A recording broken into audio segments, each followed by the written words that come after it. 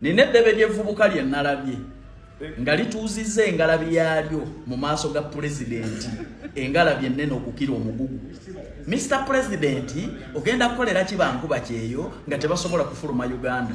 President abavubuka bangi mu Uganda abafuluma ebweru w'eggwanga naddala mu nseza bawalabu. Owekitiibwa President osaze magezi ki abaana okusigala wano nga ne bw'omugamba ogenda abroad agamba ewaka wendi wamma. Gwe bukyanga okomawo okuva ku kyeyo mu Uganda wali ofunyeemu mulimu ki? Ndaba naawe oli kireereese ozunga buzunzi. Ofunye omukisa okusisinkana President mu kifo ky'opresentinga values ne questions ezisobola okugasa abantu ku kyeyo waliyo. Okimanyi bulungi nti ku mawanga eyo teriyo bannayuganda bokka. Amawanga agatusinga n'ekonomi nga ga Kenya ga Tanzania abantu gye bali bakola. Aba Nigeria gye bali, Banagana gye bali. Gwolowooza President agenda kukolera ki bannayuganda ekisobola okubasiba wano?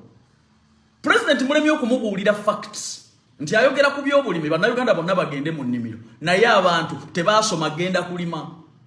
President mulemi okumugamba ekituufu nti abavubuka bano abagenda ku kyeyo abamu n'akapoloti k'oyogerako we balina okulimira tebakalina, we balina okulundira tebakalina. President yakimanyi muntu alina kulima kyenkana ky'okufuna akakadde omwezi.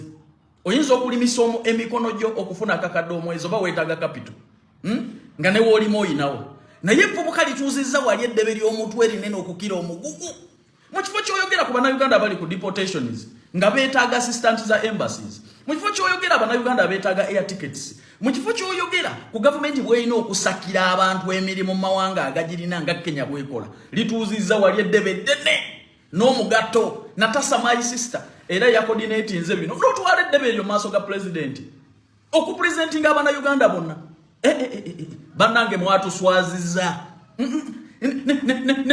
ne mulyoka mu presenting ebintu omutali kulumirira muntu yenna, ne mulyoka mubeera wali okwagala okwekubya ebifaananyi okwegula obweguzi. No, nedda ku bizibu abantu gye balina ku mawanga gye wali. Kyomanyi obulungi nti n'amawanga nga Kenya President asitukiramu n'agenda mu mawanga n'anoonyeza abantu emirimu.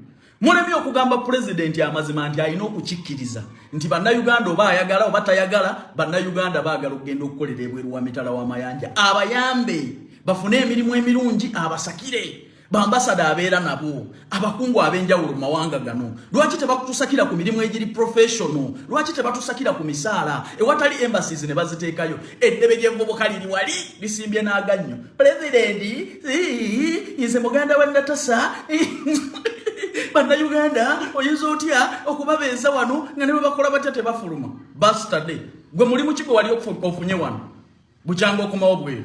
Ndaba ozungeeta buzungeesi. Mulekeraawo okufera President Museveni mumugamba amazima. Ekiriwo olwaleero n'ekiyimirizaawo eggwanga Uganda economically kyeyo.